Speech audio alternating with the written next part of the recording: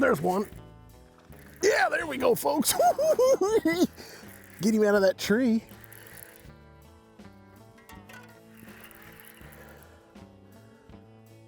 Come on, baby.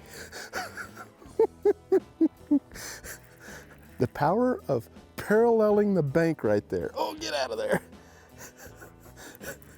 Got him on that spongy crankbait rod. Look at that. Oh, I got him on the back hook. Oh, easy does it now. Easy does it. That's why you want a real soft tip when you're crankbaiting like this. Look at that. Back hook. Don't go nowhere, buddy. Wear him out a little bit. Got him! Little crankbait bass right there.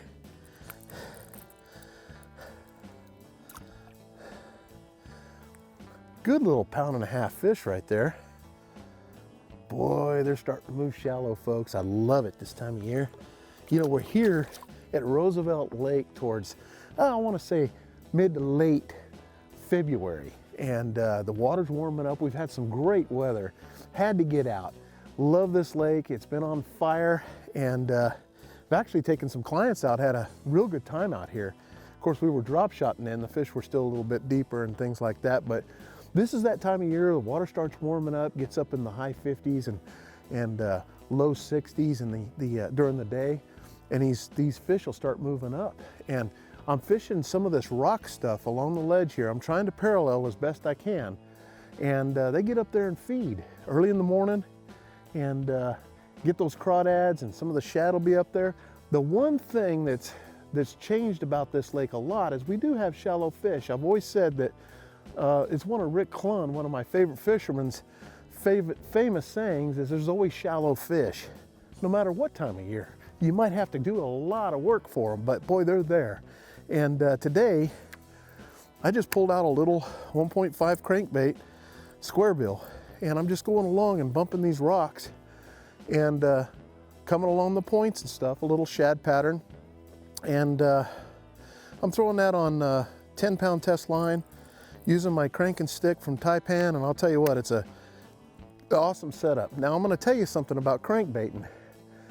These fish, when they hit, and you get them on that back hook, if they barely get them hooked, you need a rod that's soft enough on the tip to where it has a little play in it, to where when they're fighting, that they don't spit the hook out on you. If you're using a real stiff rod, then what's gonna end up happening is a lot of times when they go to surge, you're gonna lose the fish.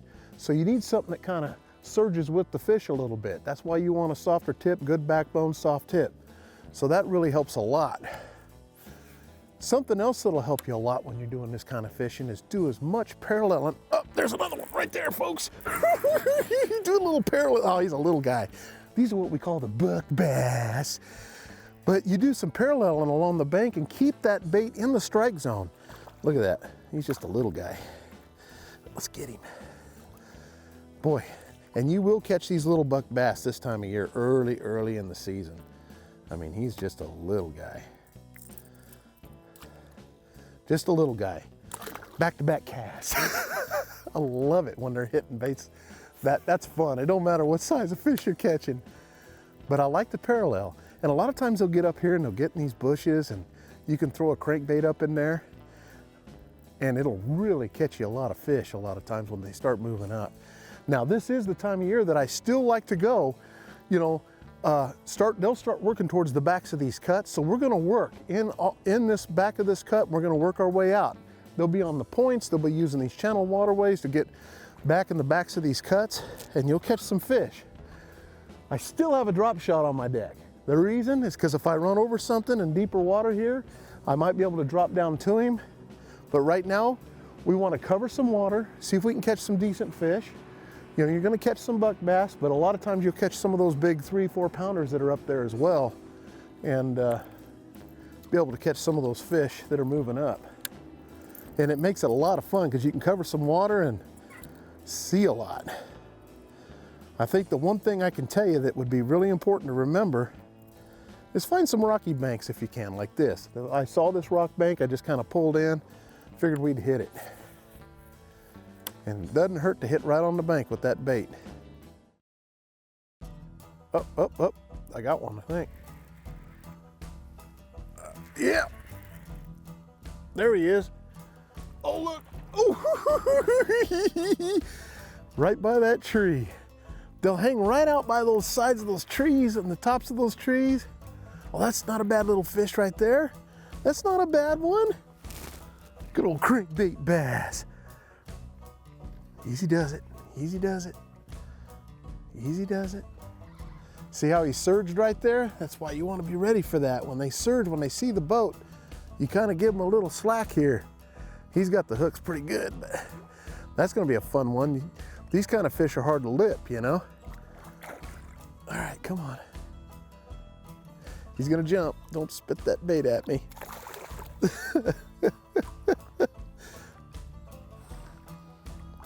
Ah, there we go. There we go, like that. Hi, Mr. Bass. There we go. Okay, look at that. Nice little pound and 3/4 pound fish right there. Beautiful fish. Look at the size of his mouth, huh? Boy, healthy looking fish. That one's got a little gouge on him from being maybe caught by a bird or something, younger age or something, cut himself a little bit. There you go, buddy. You know, that's one thing about this lake is it's got a lot of brush. What makes this bait so cool is even when you're paralleling, you can see the brush coming out on this point. There's brush all the way out here. But a lot of it, what I'm doing is ticking the tops of the bushes and stuff like that. And when your bait is ricocheting off the tops of those trees, does that little misdirection thing, boy, I'll tell you, those bass just crush it. That's usually what it takes. You'll be reeling that thing in, hit a slow, steady retrieve or something, and it hits something, and it ricochets off, and they just come out and bolt and get it. This little 1.5 is perfect for that because the tops of these bushes are just right under the surface, and you can feel it kind of ricocheting off. There's a couple of different ways you can actually reel these baits in. You know, crankbaits is something that, you know, there's not a whole lot to it. If you get the right gear and make sure that you're not losing a lot of fish on it, the main thing is the right size of line. 10 pound test line is perfect. This will go about as deep as it's gonna go, you know, 4 foot, maybe 5 foot, and it's gonna tick the top of the trees. Now, when you throw it out there, you can just reel it in. Because I am hitting a lot of trees at a steady retrieve, and you'll probably do okay. If there is no trees and you're on rock or you're just above the surface, a lot of times when you're reeling in, just by, you know, a steady retrieve like this with the handle, and just by every once in a while, just give it a quick little, just one little turn like that. And the bait's coming and it just goes like that. And I'll tell you what, a lot of times that'll initiate a strike. You can reel it straight in, just like a spinnerbait. I tell people all the time, you can throw a spinnerbait out, reel it in, you can throw this bait out and just reel it in. But a lot of times if you give it a little bit of a different retrieve, like it's running or it's injured, you'll get a lot more strikes. Cold water, you don't need to move this real fast. You know, when you're in the winter time, early spring, these type of baits, you don't want to burn them too much. You know, you wait for summer or fall to do that kind of thing. Right now, it's pretty much just a slow, steady retrieve and tick the tops of those brush piles that they're in. And a lot of times you'll see me lift the rod tips because I'm bringing it right over top of a brush pile and one will smack it. Like I just came off a brush pile there. Sometimes you get hooked up, you just pull up on it a little bit and come right over top of it. It's amazing how this bait will go right over the tops of these bushes without getting hung up a lot of times, because they're real soft on the tip. And you can see this bush right here, how it's real soft on the tip. So it'll actually come with the bait and then pop right off. There's one spinnerbait bass. There's one.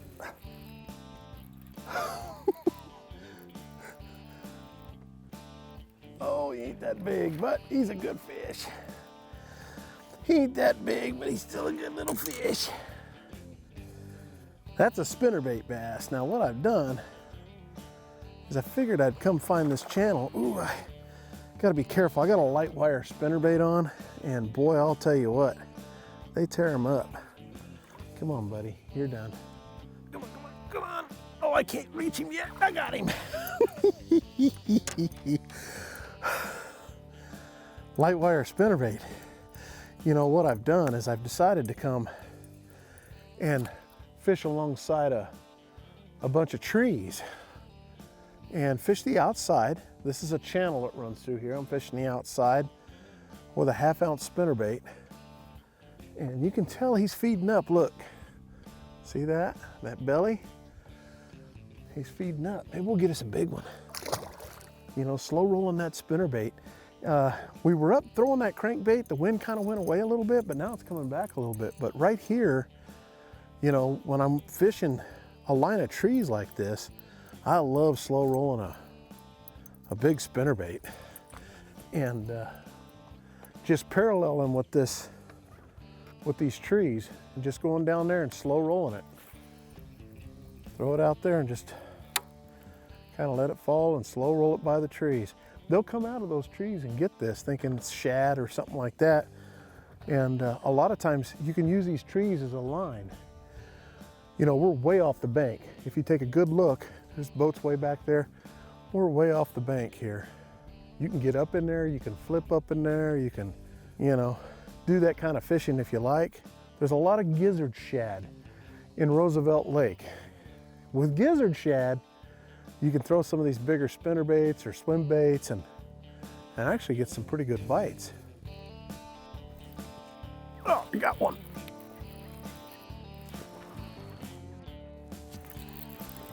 He smacked it on the way down. Good fish. Come on, little spinnerbait bass. Would you come off there? Come around on this side. Maybe I can whip you better than over here, buddy. Come on, baby. Oh.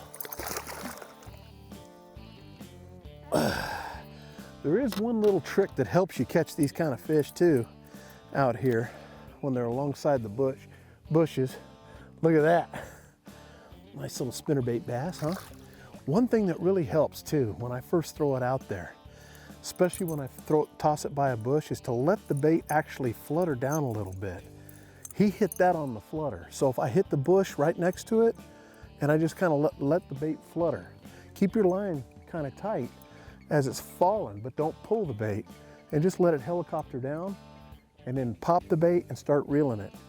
You know, the fish hang out in these trees 200, 300, 400 yards off the bank. You can go through here and catch a lot of fish.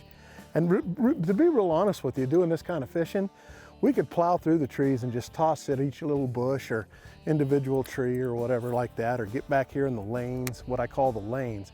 The whole trick to this though, to this kind of fishing, is if you do put yourself back in a situation like back here in these trees, it ain't all about how far you can cast, because you have to be really careful that you're not throwing by so many trees that when you do get that big bite, he takes you in the trees and you can't get him out.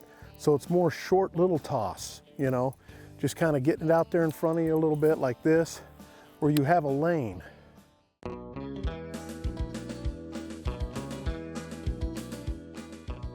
Hey folks, I've had a lot of questions asking me, when you throw a spinnerbait, should I throw a trailer hook on it? Let me tell you something, when you're throwing around all this wood like we're throwing around today and you're getting down there where everything's at, trailer hooks are nice for short strikers. But if you want to help yourself get a more ferocious strike, then go to yourself to just a little bit of a trailer. I like a little grub on there, and you can take a little tad of glue actually to hold the grub up if you like, and that'll actually keep it up there. But here's the deal, a little piece of super glue or something. But when you put that grub trailer on there, it almost gives it a tail-like image, like a fish, and it seems like when the bass really strike your spinnerbait, they strike it harder and you don't miss nearly the fish. So I would suggest going to this kind of trailer like this when you're fishing in heavy cover and heavy wood, and maybe eliminating the trailer hook, because I think you're gonna get a lot bigger fish, and I think you're gonna get a lot more ferocious strikes doing it this way. If you're in open water, then you can go to that trailer hook. Oh, there's one. There's one. They are moving up shallow, folks. Oh, my time of year is coming. Look at that. Oh, he came off. Oh, man. I got a little overexcited there. That's the reason why. He didn't get all the hook, but I'll tell you what, man, I just started pulling up into the shallows. I was like, man, this water is clear. I mean, crystal clear. And I just happened to see a couple of bass swimming around shallow. And when you start seeing that, you can start picking up your weightless stuff and start throwing it around these brush piles and catching some of these fish. Now, granted, most of them will probably be the males, the buck bass, up there just checking things out. You know, this time of year, the water warms up in the afternoon. You can get in there, but it's so much fun to watch them just swimming around, and you can throw out there with a little Cinco. This is just a little wacky Cinco I'm throwing out there with. Got him. That's a decent little fish there. There you go. Boy, they get in there. Oh my goodness, I love it.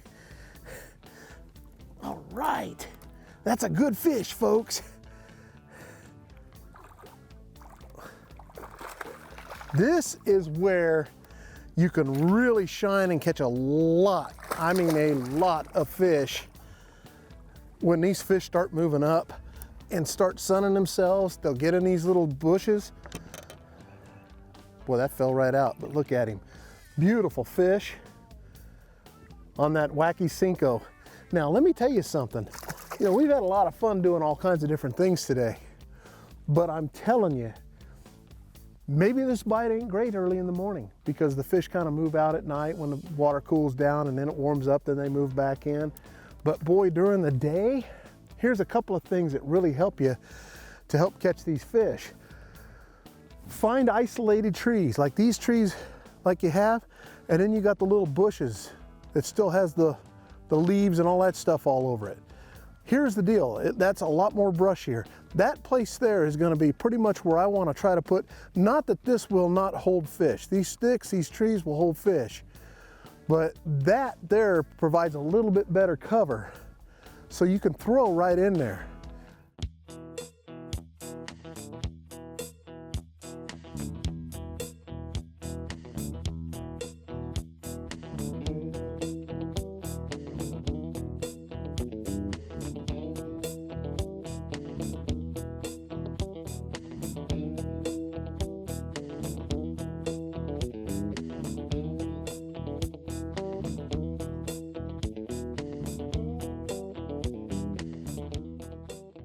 Well, today, folks, we've had a lot of fun here at Roosevelt Lake. We've covered a lot of water, and we've caught them on crankbaits, spinnerbaits, and of course, wacky Cincos. And it's that time of year, you know. Just remember that in February, not all is lost. If you get some good weather, that's about the time the fish, late February, those fish will start moving up on these lower lakes, and you can start catching them shallow and having a lot of fun. Get out and catch some fish, try some of the techniques we showed you today, and I hope you have a great time on the water. Till next time, I'm Johnny Johnson. Now, see, that's what I'm talking about, folks.